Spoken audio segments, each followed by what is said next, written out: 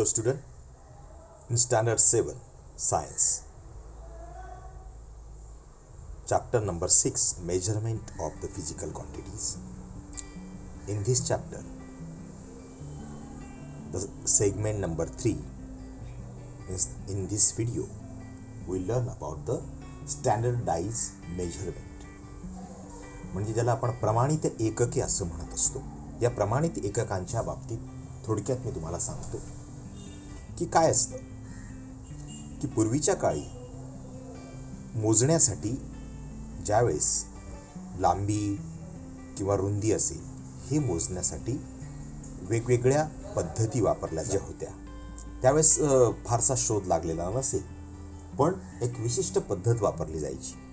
वीतभर किंवा तुमच्या हातभर असे शब्द वापरले जायचे. वीत म्हणजे काय तर बघा, या पद्धतीने मोजायचे. हा एक हाताचा स्पॅन आहे. या हाताच्या स्पॅनने ते मोजलं जायचं.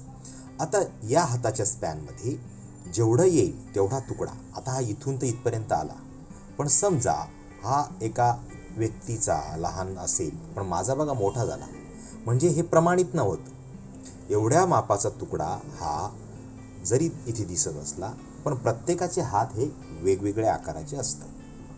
म्हणजे आणखी एक पद्धत असायची ही बोट मोजण्याची. या बोटांच्या याच्यावरून सुद्धा असं मोजलं जायचं. तर हे बघा, या हातांमध्ये फरक असायचा की एक हात वेगळा एक हात वेगळा. या पद्धतीने समजा जर तुम्ही असे कपडेसाठी जे कापड लागेल ते कापड विकत घ्यायला गेलात आणि तिथे जर तुम्ही हातांच्या मापाने जर मोजायला गेला तर लहान मुलांच्या हातांची लांबी वेगळी येणार, मोठ्या व्यक्तीच्या हाताची लांबी वेगळी येणार. त्यामुळे हे मेजरमेंट जे होतं हे प्रमाणित नव्हतं. हे मला शिकवायचं आहे. बऱ्याचदा आपण बघतो की असे हातांचे मापन घेऊन करायचे किंवा असे ठेवून मोजले जायचे. किंवा एक असा पूर्ण हाताचा कोपरचा भाग जो असतो, कोपर म्हणजे काय, ह्या जो कोपऱ्याचा जो भाग असेल, या इथपर्यंतचा जो भाग असेल तो त्याच्याने मोजला जायचा. लांबी मोजताना ही पद्धत वापरली जायची. मग त्यावेळेस पट्टीचा शोध लागला नसेल किंवा ते मीटर पट्टीचा शोध लागला नसेल, सेंटीमीटर म्हणजे काय ते माहीत नसेल, त्यावेळेस ही पद्धत वापरली जायची. अशी पद्धत वापरून तुम्ही तुमच्या वर्गातला बेंच मोजू शकता, तुमच्या घरातल्या वस्तू तुम्ही मोजू शकता. त्यांच्यामध्ये तुमचा जो span of your hand ask your friends to the same, ते तुमच्या मित्राचा हात आणि तुमचा हात यांच्यामध्ये फरक असेल. कारण एखादा दोरा मोजताना तुमच्या वडिलांचा किंवा आईच्या हाताचं माप वेगळं असेल. हे असं का झालं तर ते स्टँडर्डाईज नाही. स्टँडर्डाईज म्हणजे काय, एक विशिष्ट प्रमाण त्याच्यामध्ये असायला हवं आणि त्या प्रमाणानुसारच ते मेजरमेंट असलं पाहिजे. यालाच आपण the standardize measure are required for measuring things. Standard unit म्हणजे काय, standardize measures are required for measuring things. Such measures are called as a standard unit. हे स्टँडर्ड युनिट्स त्यांना असं म्हटलं जातं. म्हणजे प्रमाणित एकक त्याला म्हणतात की स्टँडर्डाइज मेजर्स करण्यासाठी, त्या वस्तू मोजण्यासाठी ही एककं वापरण्यात येतात. ही एककं कोणती होती तर आपण जे फिजिकल क्वांटिटीजमध्ये आपण सगळ्या प्रकारचे जे क्वांटिटीज पाहिल्या, त्या क्वांटिटीजमध्ये आपल्याला खास करून आपण पाहिलं असेल की लेंथ मोजण्यासाठी आपल्याला लेन्थसाठी कोणतं वापरतो आपण, लेन्थसाठी मीटर, बरोबर. लेन्थसाठी आपण मीटर वापरत होतो. त्याला आपण असं मीटर म्हणून पण लिहितो की एखाद्या आताही कापड विकत घ्यायचं असेल तर आपण मीटरने घेत असतो. The certain distance has been accepted standard for 1 metre. आता बेसिक एक मोठं जर डिस्टन्स असेल तर आपण 1 मीटर या पद्धतीनेच मोजत असतो. आता हे जर मीटर जर हाताने मोजत गेला तर प्रत्येकाचं मीटर हे वेगवेगळं येणार. म्हणजे आपल्या अंगावरचे हात जो संपूर्ण एक हात तर मोठ्या व्यक्तीचा वेगळा येणार, लहान व्यक्तीचा येणार.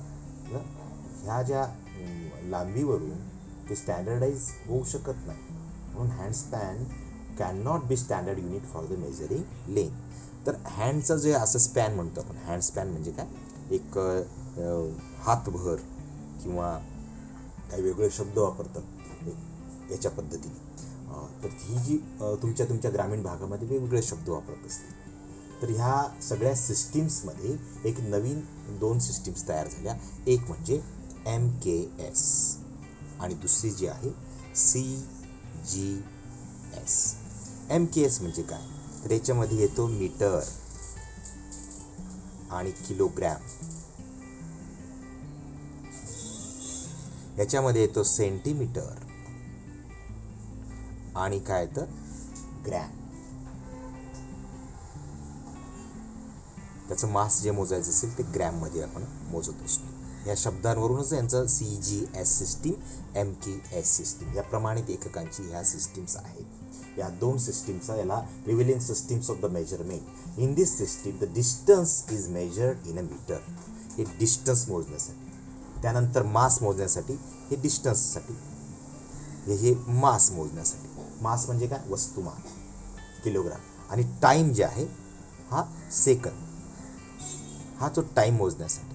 याच्यामध्ये काय होतं, in this there is a centimetre म्हणजे काय, डिस्टन्स मोजण्यासाठी डिस्टन्स. नंतर माससाठी काय होतं, मास, हे मास मोजण्यासाठी ग्रॅम, सेंटीमीटर, डिस्टन्स. ठीक आहे. त्यानंतर टाईमसुद्धा इथे सेकंदमध्ये आपण मोजत असतो. हा जो आहे तो टाईम आहे, लक्षात घ्या. सेकंद. ह्या दोन सिस्टीम MKS आणि CGS पद्धती ज्या आहेत, या पद्धती आज आपण वापरत असतो. यांना प्रमाणित एककांच्या पद्धती असं म्हणतात. लक्षात घ्या. ही जी आहे याच्यात MKS आणि ही मीटर, किलोग्रॅम आणि ही अत्यंत सूक्ष्म स्वरूपातलं असेल. The system of the measurement, distance, mass and time are accepted as the fundamental quantities. These are the three quantities used to measure all the quantities. या 3 क्वांटिटीज ज्या आहेत या मोजण्यासाठी MKS सिस्टीम आणि CGS सिस्टीम असं बोलायचं, या दोन्ही वापरण्यात येतात. That is the fundamental. Fundamental म्हणजे काय, फंडामेंटल म्हणजे मूलभूत म्हणून ना, त्याचा विशिष्ट फंडा म्हणतो हा शब्द वापरतो, पण तो पूर्ण शब्द जो आहे तो फंडामेंटल, याला मराठीमध्ये म्हणतात मूलभूत. मूलभूत पद्धती ज्या आहेत क्वांटिटीज मोजण्यासाठी, म्हणजे अत्यंत लहानापासून तर मोठ्यापर्यंत. हे सूक्ष्म पद्धती, सेंटीमीटर, नंतर ग्रॅम, नंतर सेकंद, ही पण त्याच्यामध्ये आपण मोजत असतो. याच्यात पण मीटर, किलोग्रॅम अँड सेकंड. टाईममध्ये ह्याच 2 गोष्टी आपण मोजत असतो. समटाईम्स मिनिट्समध्ये सुद्धा आपण मोजत असतो. तर MKSमध्ये तुम्हाला ह्या 2 सिस्टीम आपल्याला दिसून येतात. Now there are the many physical quantities but the majority of them are related to each other. Take a example of the speed, that is ratio of quantities distance upon time. This is the ratio. According to this example, you need to measure the distance and the time. Then you got the speed. So for this example, you need the standard unit. Standard unitचं महत्त्व आपल्याला या छोट्याशा उदाहरणाने आपल्याला देता येईल. जर तुम्हाला तुमच्या वर्गाचा किंवा तुमच्या घराच्या लांबी रुंदी मोजायची असेल, तुमचा एरिया काढायचा असेल, तर तुम्ही काय हाताने, पायाने, अंतराने माप काढून जर केला, तर त्याच्यात देणं घेण्याचा व्यवहार, जर आर्थिक व्यवहार असेल तर त्याच्यात काय होणार, तुम्हाला तुमची फसगत झाल्यासारखी वाटेल. म्हणून प्रमाणित एककांची आवश्यकता ही वाटायला लागली. There is a need of this standard unit. त्या युनिटचाच विचार याच्यामध्ये आपल्याला दिसतो. Fundamental quantities. नेक्स्ट टॉपिक होईल. That is if it is the enough to select the few out of the many quantities and standardize their units. There are the various quantities you know, and the many quantities and standardized quantities, their units, you have to confuse. You can see from the above example, that is the speed example or the classroom's measurement or your house measurement. That's the unit of the quantities, length and time needs to standardize. एखाद्या गोष्टीचा speed काढायचा असेल तर तुम्हाला त्याची लांबी आणि त्याचं टायमिंग, त्या टाईममध्ये ते गेलं पाहिजे. म्हणजे आता मी तुम्हाला एक उदाहरण जर सांगितलं की आपल्या शाळेच्या जिन्याच्या पायऱ्या जर 10 पायऱ्या असतील, एखादा व्यक्ती 10 पायऱ्या हा 10 सेकंदात चढत असेल आणि एखादा व्यक्ती हा 5 सेकंदात चढत असेल, या दोघांच्या मध्ये काय झालं? स्पीडचं मापन झालं. अंतर तेवढंच होतं, पायऱ्या तेवढ्याच आहे, पायऱ्या बदलल्या नाही, मग टायमिंग बदलला. मग याच्यातला जिंकला कोण? सर्वात आधी कोण चढेल वरच्या पायरीवर? जो 5 सेकंदामध्ये पटकन गेला. याचा अर्थ त्याने काय केलं? त्याने त्याचा स्पीड वाढवला. 1 सेकंदात तो 2 पायऱ्या चढला, तेव्हा त्याला त्या 10 पायऱ्या काउंट करता आल्या. तर याच्यात फरक असतो. हा स्पीड होण्यासाठी त्याचा एक विशिष्ट टायमिंग असावा लागतो, जे आता मी उदाहरण दिलं. आणि पायऱ्यांचं अंतर समान असतात, डिस्टन्स हे बदललेलं नाही, मात्र तिथे टायमिंगचं क्वांटिटी तुम्हाला बदलल्याची लक्षात येते. त्यावरूनच आपण त्याचा स्पीड हा काढू शकतो. तर तो पटकन पायऱ्या चढणाऱ्याचा स्पीड हा जास्त आहे आणि हळूवार चढणाऱ्याचा स्पीड हा कमी आहे, हे आपण समजू शकतो. आता the unit of the quantities needs to be standardize. Such quantities are called as a fundamental quantities. आता ह्या संपूर्ण ज्या आपण चर्चा करतो आहे, या सगळ्या क्वांटिटीजपैकी काहींना स्टँडर्डाइज करण्याची आवश्यकता असते. The unit of quantities need to be standardize. Such quantities are called as fundamental quantities and that unit of that quantities are called as a standard unit. आणि त्यांचं स्टँडर्ड युनिट असं मानलं जात असतं. त्यांचंच A standard fundamental unit must be available all and it must not be variable. हे सर्वत्र हे आता आपण वापरायला लागलेलो आहे फंडामेंटल युनिट्समध्ये. त्याशिवाय आपण त्याचं मापन करत नाही. उदाहरणार्थ तुम्ही सोनं घ्यायला गेलात तर सोनं तुम्ही काय असं हाताने मोजून आपण घेणार का? नाही घेऊ शकणार. धान्य आपण हाताने मोजून घेऊ का? पूर्वी अशी धान्य अशा हातामध्ये मोजून टाकायची. आजसुद्धा तसं करतो. पण त्या मोजण्याने आणि प्रत्येक लहान मुलाची मोठी छोटीशी येणार. तर धान्य मोजण्यासाठी सुद्धा, तर मास मोजण्यासाठी सुद्धा या ज्या फंडामेंटल क्वांटिटीज ज्या आहेत यांच्यामध्ये स्टँडर्ड युनिट ही वापरण्याची गरज भासू लागली. आणखी एक पद्धत आली, ती म्हणजे तुमचं इंटरनॅशनल सिस्टीम युनिट. त्याला IS सिस्टीम SI सिस्टीम असं म्हणतात. The international system of the unit based on the 7 fundamental units called as a system international. त्याला आंतरराष्ट्रीय पद्धतीची सिस्टीम असं म्हणतात. याला दुसरं नाव म्हटलं तरी मेट्रिक सिस्टीम सुद्धा आपल्याकडे म्हटलं जात असतं. ह्या ज्या संपूर्ण वेगवेगळे फंडामेंटल 7 युनिट्स आहेत त्यांचा तिथे वापर केलेला असतो. That is currently all over the world it is useful. आता संपूर्ण वर्ल्डमध्ये या सिस्टीमचा वापर केला जात असतो. म्हणजे भारतामध्ये मोजलेलं वेगळं आणि मलेशियामध्ये मोजलेलं वेगळं असं नको व्हायला.